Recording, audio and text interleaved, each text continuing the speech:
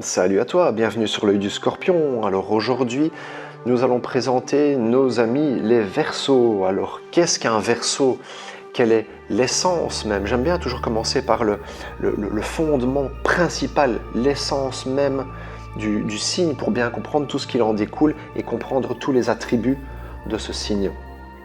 Le Verseau, quand on pense Verseau, on voit souvent une jarre de laquelle découle de l'eau. On voit souvent quelqu'un qui porte une jarre et qui verse de l'eau, Verseau. Mais en fait, cette eau, c'est l'eau de la connaissance et des idées renouvelées. C'est ça qu'il y a derrière l'essence même du Verseau. C'est un porteur d'eau qui déverse l'eau de la connaissance et des idées renouvelées. Donc quelque part, derrière les idées renouvelées, on voit bien, on sent bien que c'est quelqu'un qui ne reste pas dans des modes de fonctionnement classiques et standardisés, puisque les idées sont renouvelées. Il y a une recherche de liberté, il y a une recherche d'autonomie, d'un côté affranchi de ce qui est trop classique et standardisé.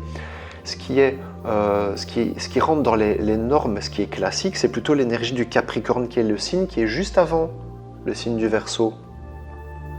Là où le Capricorne va être discipliné, qu'il va ériger un certain mode de fonctionnement, une certaine façon de faire, là où il va faire des listes, là où il va dérouler tout un process. Mais le Verseau, lui, quelque part, le fait de rentrer dans ces modes de fonctionnement chers au Capricorne, quelque part, ça lui hérisse le poil. Le fait, pour un Verseau, le fait de savoir qu'il y a une structure, le fait qu'on lui dise tiens, écoute, ici on a toujours fonctionné de cette même manière, il faut d'abord valider la procédure A, et puis B, et puis C, et puis c'est quelque chose qui est inconcevable pour lui. Pourquoi? Parce que ça n'a pas forcément de sens. Lui, il aimerait bien passer de la procédure A à la procédure Z sans devoir valider les 25 procédures précédentes. Donc pour lui, pourquoi fonctionner dans quelque chose de trop classique alors que lui peut fonctionner autrement? Et en voulant fonctionner autrement, quelque part, il va fonctionner d'une certaine manière libre. Donc il va renouveler les idées.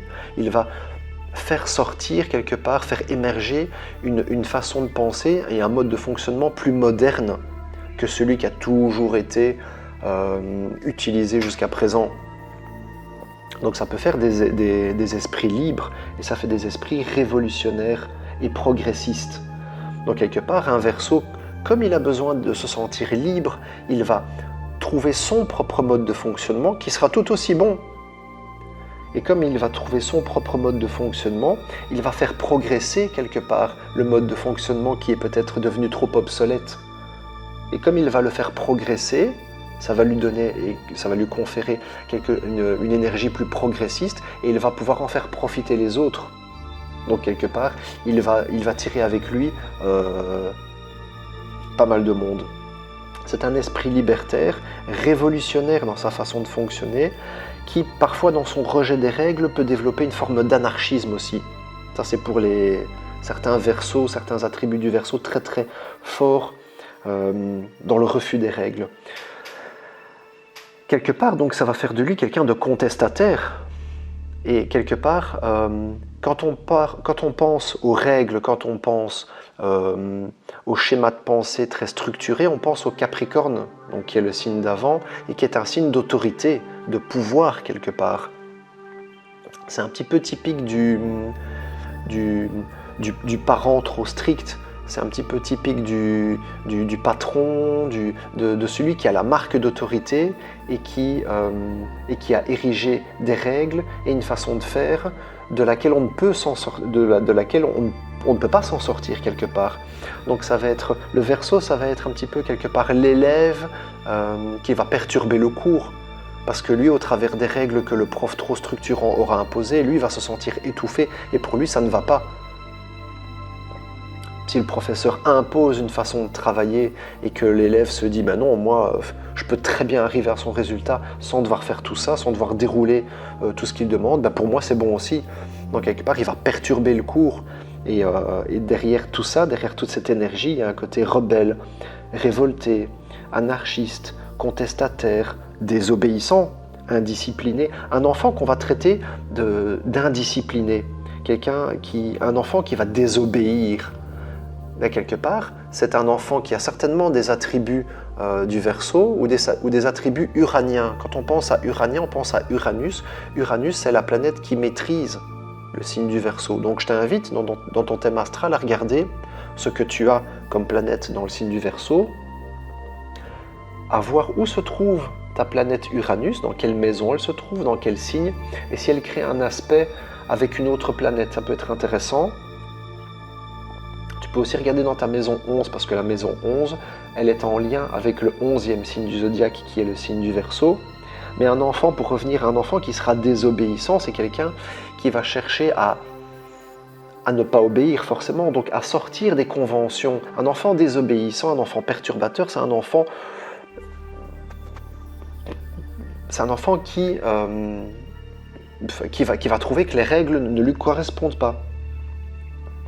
Mais si on le laisse faire quelque part, si on lui permet de développer sa patte personnelle, sa patte plus indépendante, on verra qu'il deviendra inventif, ingénieux, astucieux.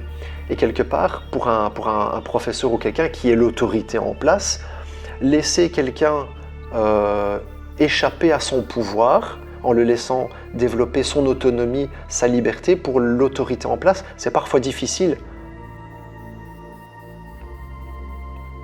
C'est pour ça que quelque part, il y a autant de règles dans la société. Et la société est le parfait reflet du combat, entre guillemets, de la lutte entre le Verseau et le Capricorne.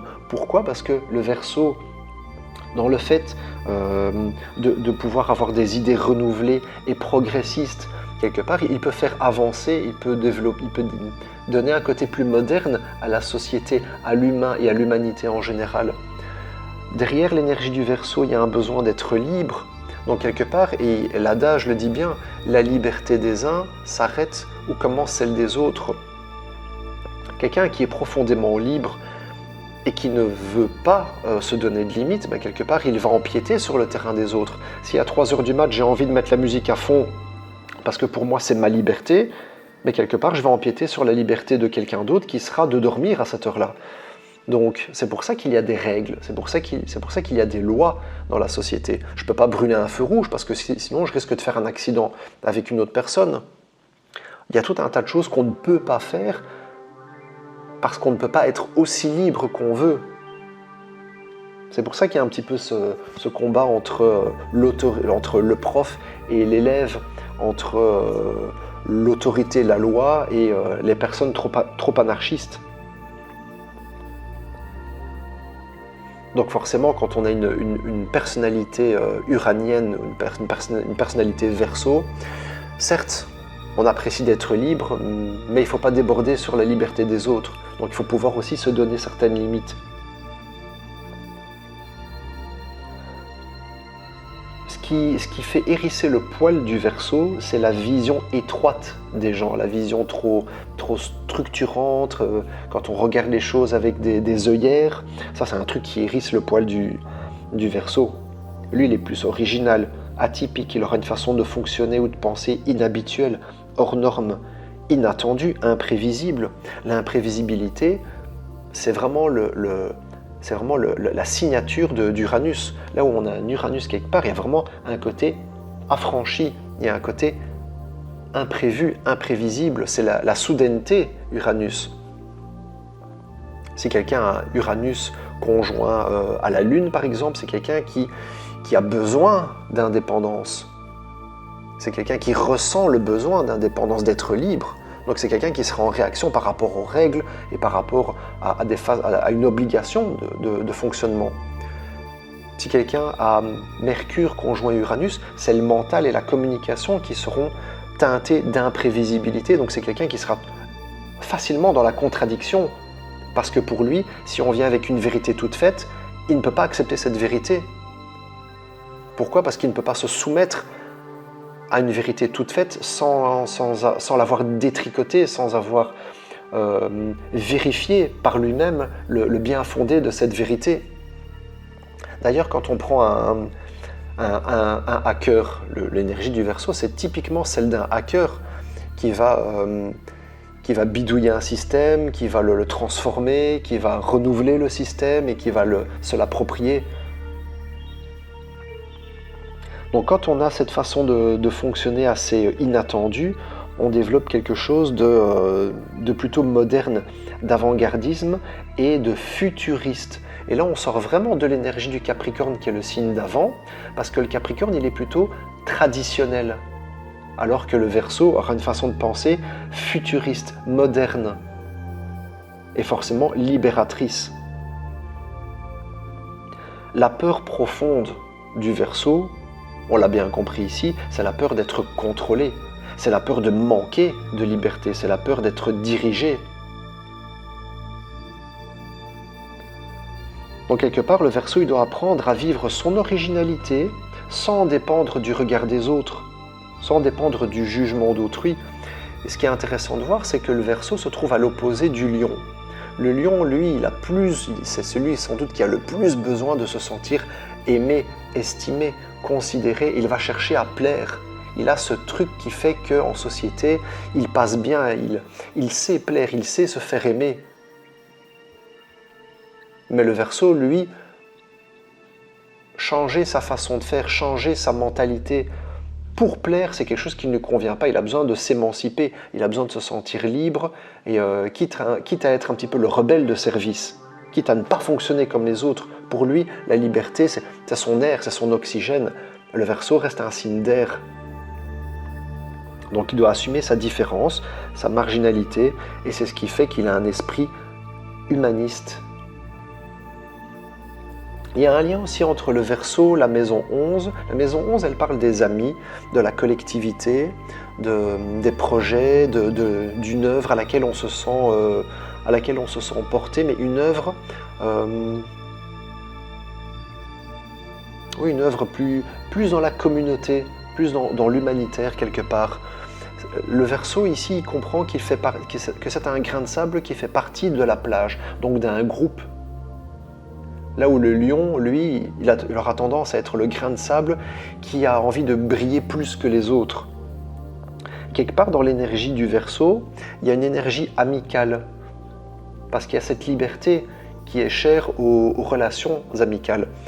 Quand je m'arrange avec un ami pour le voir, on va s'arranger justement. Tiens, quand est-ce que tu as un moment de libre? Tiens, tel jour, est-ce que tu es libre? Oui, ça t'arrange si on se voit? Oui, non, on choisit, on est libre, on n'est pas obligé de se voir à ce moment-là. On peut très bien choisir une autre date.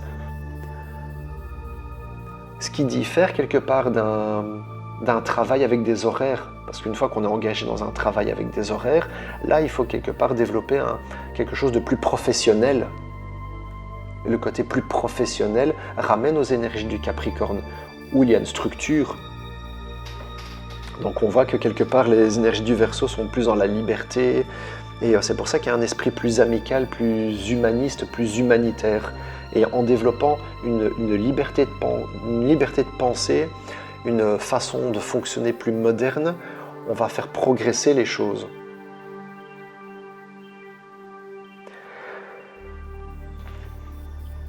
Voilà, je pense qu'on en a terminé avec les énergies du Verseau. C'était un descriptif du Verseau et de vraiment l'essence même de ce signe. Et on comprend tous les attributs qui découlent, donc ce besoin de liberté, ce rejet des règles pour être les règles, ce besoin de trouver du sens dans ce qu'on fait.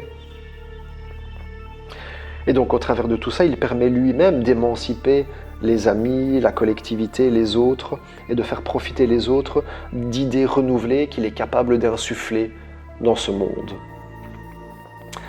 Donc voilà, j'espère que ça t'aura plu, ami Verseau.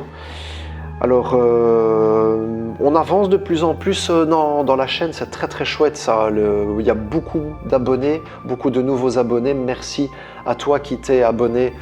Si tu souhaites que je t'aide à interpréter ton thème astral, n'hésite pas à m'envoyer un mail.